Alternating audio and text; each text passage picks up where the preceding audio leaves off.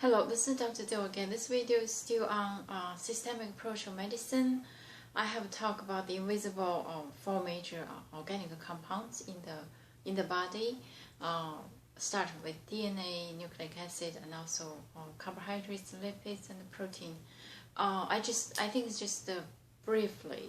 I have to say it's not into the depth, but I just continue to move on, and later on, if I can integrate those details in the clinical diseases. So move on to the cells. It's also invisible. So you all know it and you heard it so many times, probably all the time. Cells is the function unit of the body. You know it, cell membrane, plasma, organelles, and nucleus, and nucleoli.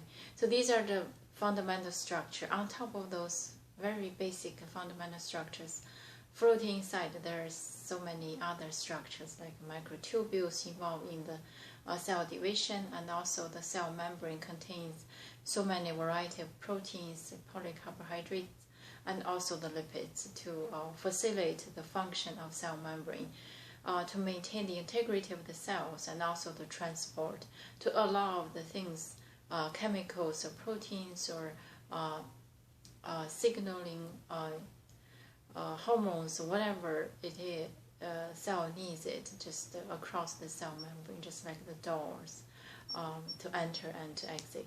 So this cell membrane is containing the hydrophobic portion at the center, and the two layers, either from inner or outer, those are the hydrophilic. So allow cell to flow in the cell, in the water, which is body, and also inside of the cells containing the fluid, plasma, majorly water. So this is the cell membrane, very well organized. It's amazing if you know details about the cell membrane, how the body is constructed at a micro level.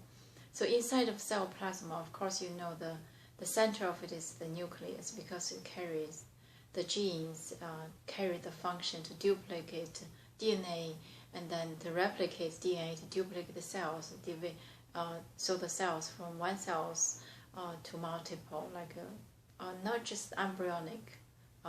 You know the embryos comes from this one cell, two cells merged together and undergoing the replication to become an organism.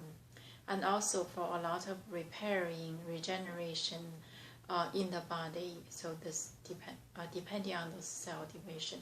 So this is about the nucleus containing nucleoli, the DNA, RNAs, and surrounding this nucleus is the plasma, which is mainly formed by the water. Flowing or swimming in these waters are organelles, variety of them.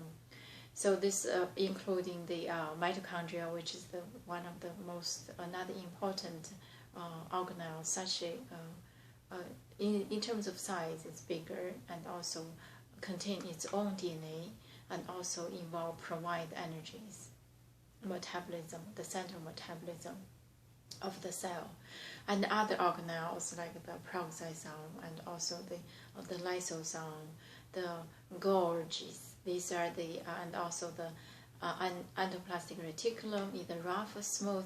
So this is unnameable, or many of the organelles floating inside of the cells carry on the functions. So this is the cell function. Basically is probably just briefly introduced.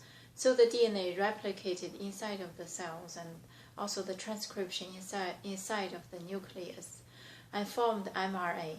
The messenger RNA carries the coding sequence, the coding signals from the DNA, exit the nucleus to the plasma, and this, like I previously mentioned, this signal on mRNA is decoded by the tRNA, transfer RNA, decoded to the amino acid. So this is the protein synthesis translation. So this protein synthesis is occurring mainly in the rough endoplasmic reticulum, which is containing the ribosome RNA. So this is the fundamental, very well accepted theory of how is the DNA transcription, DNA duplication, transcription, and translation. So after the protein is translated, undergoing a lot of trimming process, either splicing and then modifications through the gorge, the peroxisomes, and also the other structures, and the smooth endoplasmic reticulum. Also, when the lipids synthesize, also modified or trimmed or added structures through these organelles. So these are the basic functions of the cell and the components. You probably know it.